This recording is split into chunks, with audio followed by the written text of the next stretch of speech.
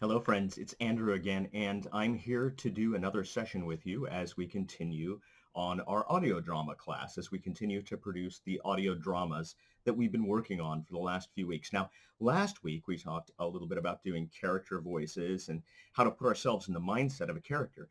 This week, we're going to actually look at the process of recording those characters and starting to create the story out of the script that we've chosen. Hopefully you found a script that you liked. This week I'm going to be working with a script from an old radio program called Dick Tracy. You might have heard of it. It's kind of a secret agent, sort of a police drama sort of show, and something that was very, very popular back during the golden age of radio, which is where all of our great audio drama tradition sort of starts. So today I'm going to be looking at this script, and I hope that you'll look along with me. I have my other camera here so that you'll be able to see what's going on the page.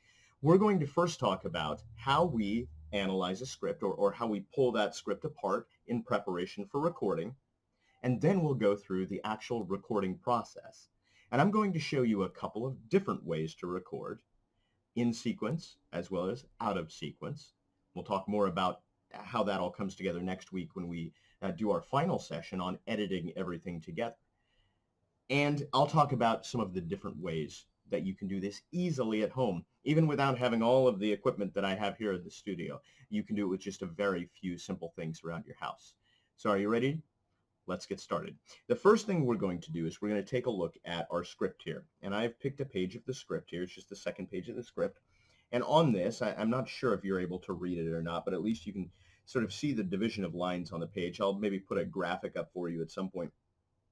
But what I have is there are three different characters that are speaking on this page. There's Joe, there's his partner, and there is a character called the Mogul. And as I go through this, the first thing I want to do is I want to establish who is speaking at what point and when the different characters are speaking. Now, in this particular case, I'm going to be the only one that is speaking. So I'm going to be recording all of the parts in this case. At home, again, like I said, you may have somebody, a brother or a sister, mom, dad, anybody who's there in your house sheltering with you, who might be able to record some of the lines. And in that case, you can get together and record them together or record them separately. Again, we'll go over that in just a moment. But for me here, I'm going to be doing all of the lines by myself. And so what I need is I need a visual way to help myself track which character is speaking, because as we'll see in a moment, I'm going to be presenting very different voices for these characters. And I want to make sure that I don't get the wrong voice and the wrong character at the wrong time. So the way that I like to do this is I have these different colored highlighters that I like to use. There's a bright yellow one, that's good. And I like to use colors that are pretty distant from each other. So there's a bright pink.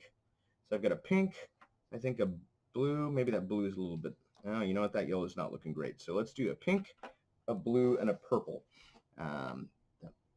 Maybe not as far apart as I would like those last two to be, but I think they'll be noticeable here on the page. So let's take a look. So what I'm going to do is I have the partner speaks first on the page. So I'm going to use my pink highlighter for my partner. And every time he speaks, I'm just going to highlight his entire line in this pink color. So you can see there, every time I have the partner, I'm just going to highlight him in pink.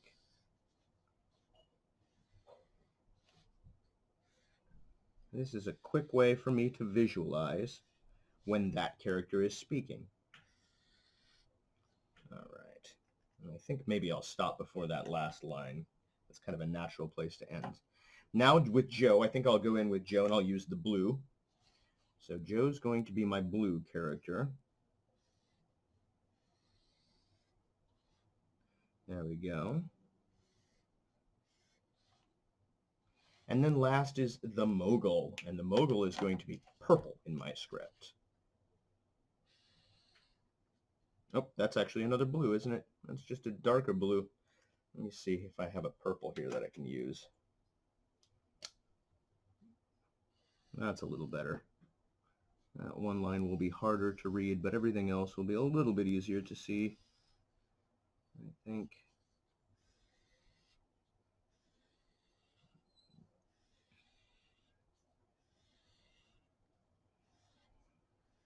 There we go. And since I'm not going to read that last line there, what I am going to do is I'm just going to take my pencil here and I'm just going to make an X through it so that I don't actually read that line.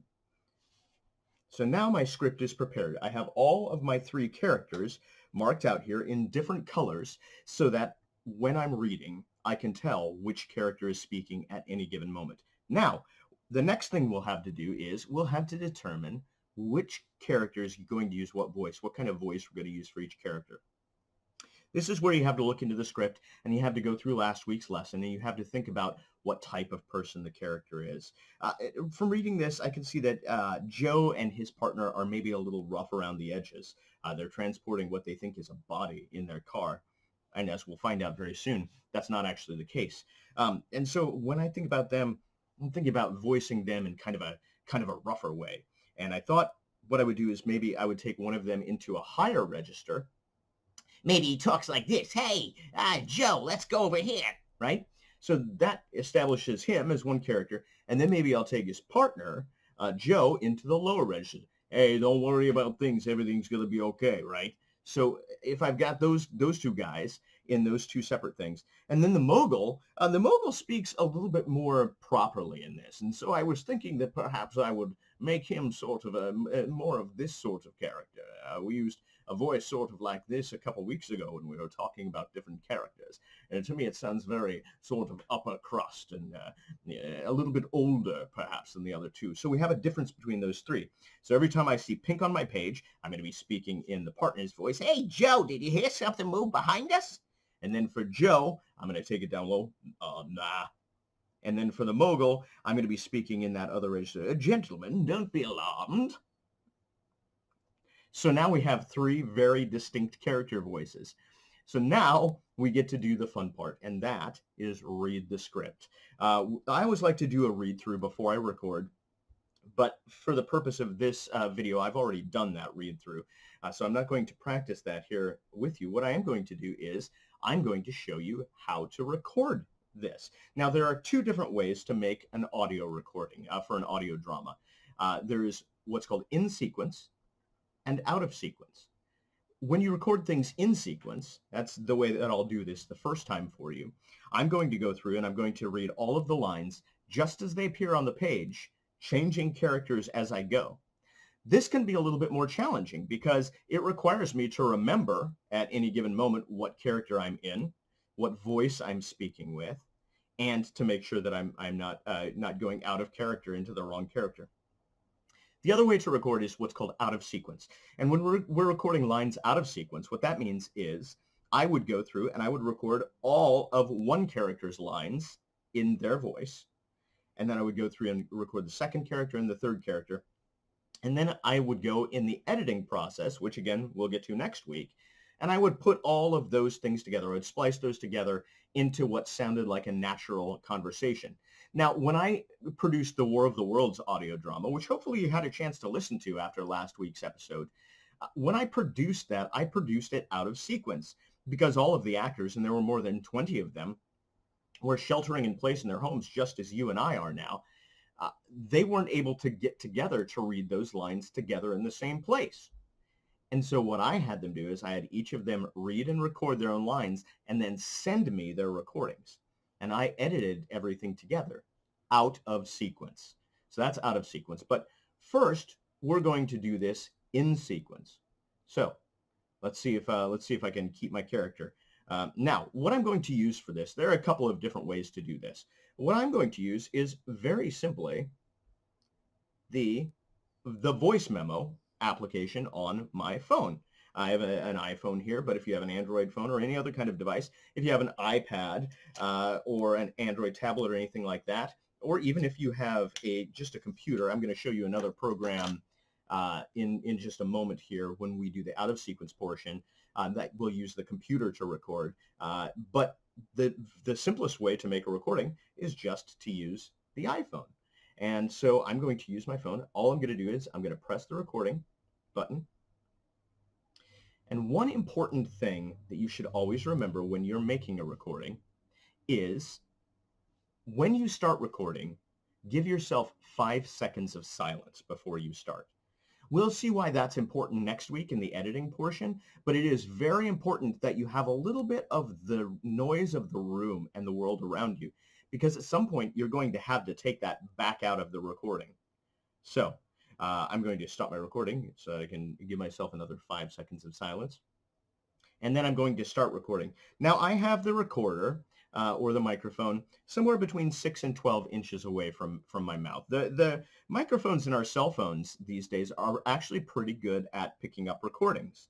They're built for that. You know, a lot of us will use speakerphone functions, or we'll have conference calls or things like that. And so they need to be good at picking up, you know, that distance, that 6 to 12 inches. If you hold it too close, sometimes your recordings can get distorted because you're speaking too loudly into the phone at some points. And if you're too far away, it will sound like you're reading from far away. Now, in some cases, we may actually want that. We may want to sound like a character is far away. But in this case, this scene happens inside of a car. And so I want everybody to sound like they're more or less in the same place. So I'm going to record my 5 seconds of silence, and then I'm going to read. Now, as I read, one of the things that's important is I have a table here in front of me, and I'm going to be reading off of this table. It's important to put your script in a place where you're not going to make a lot of noise with the paper. So a lot of times I don't like to hold my script because you can make that kind of paper rustling noise, and we don't want that in our recording. A lot of times I like to have something in front of me to kind of put up there so that, you know, so that I can look at my script without having to touch it whenever possible. So these are some tricks that you can use also to keep that paper noise out of your recording. But for this, it's kind of nice because I have this table right in front of me. I'm simply going to read from the script that I have here on the table. So let's see if I'm able to do it. Are you ready? Let's give it a try.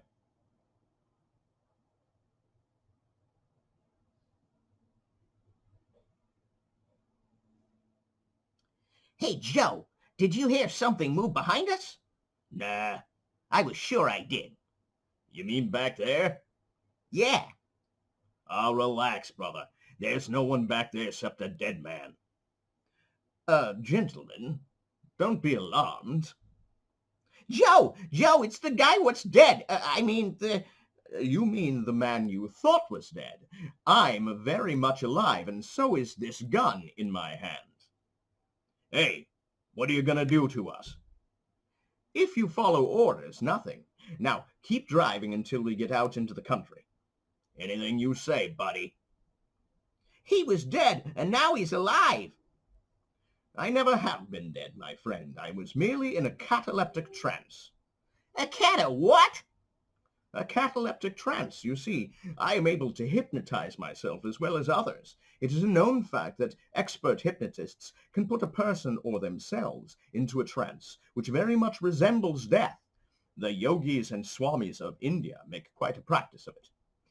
But the whole prison was sure you was dead. There's something funny about all this. You do not believe me? Perhaps you'd like me to try it on you. And I'll stop my recording. So there we have. So I was going back and forth between the three characters. Sometimes that could be quite a challenge to try and remember which character you're in. I for the most part, I think I did relatively well. But I can always go back and re-record if there's a portion that I don't like. So the next thing I would do is I would go back, I would listen to that recording, see if there was anything that I didn't like, and then I would go back and re-record the portions that I wanted to maybe do a little bit better or a little bit differently. Now, for the next portion, what I'm going to do is I'm going to show you how to record things out of sequence. We'll take the same script, we'll record it out of sequence, but I'm going to record it on my computer. So I'm going to switch cameras here, and you'll be able to see what's happening on my computer screen. Okay, so now you are seeing my computer screen here, and hopefully you're still hearing my voice, but you're seeing the screen. And what I have up here on my screen is a program that's called Audacity. Audacity is a great program and one that I really love because, in part, because it's free. It doesn't cost anything. And so you can pick this program up. You can simply download it onto any computer you have. It doesn't take up a lot of space. It's very simple to use. It may look confusing at first, but I'm going to show you the very few functions that we're going to need for this week's lesson. And then next week, I'm going to show you a simple way to use this program to edit your project together. For this week, what we need to know is we need to see this button, this big red button, which is a record button. Got a big red dot on it. It's hard to miss. And then we have these drop-down menus. This one here helps me choose the microphone that I'm going to use for recording. Now, I have many microphones here that I've chosen, but you should have a microphone that's built into your computer or built into a webcam, as I do here.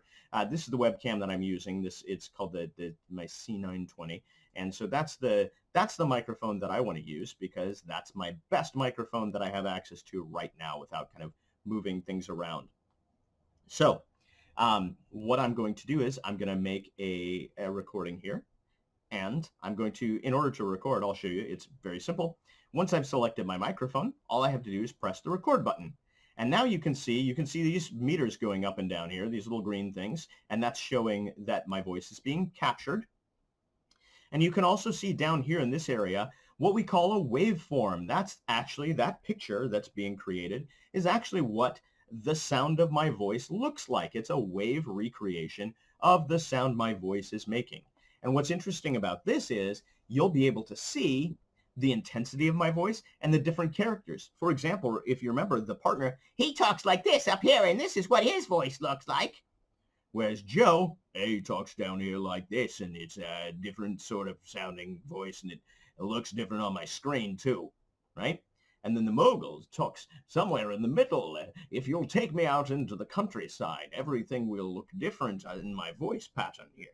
Can you see those three different voice patterns and how they're different from my own speaking voice that you're looking at right now? Isn't that interesting? That's one of the things I love about editing sound. It's really cool to look at it and to kind of know what those things mean. So I'm going to stop this recording, and I'm going to wipe my slate clean here just by going File, and I'm going to go New, because that'll create a new project for me. So now I have this new project. I'm prepared to record here. I've got everything all set up, and I'm going to just record the partners lines first. And so here I go. Again, giving myself 5 seconds of silence in the beginning.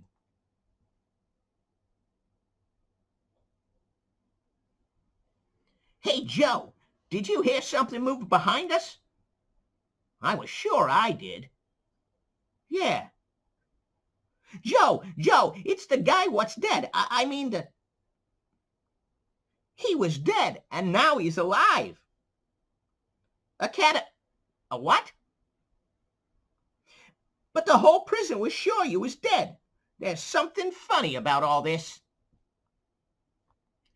And that's all of Joe's lines, or all of the partners' lines. And so another thing that's important to notice is I've given myself a little bit of space in between each one of those. And the reason for that is when I go back in next week to edit those things, I'm going to have to have some space to kind of cut things apart a little bit.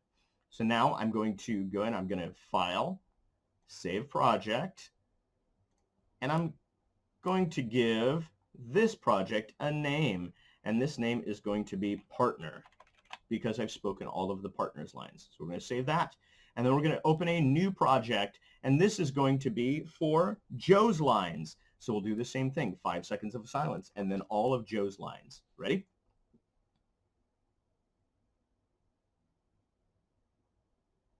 Nah. You mean back there?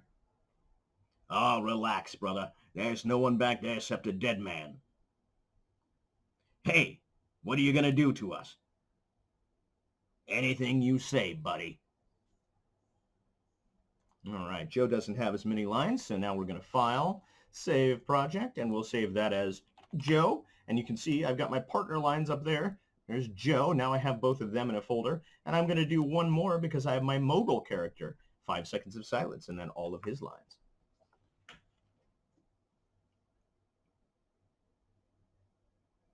Gentlemen, don't be alarmed.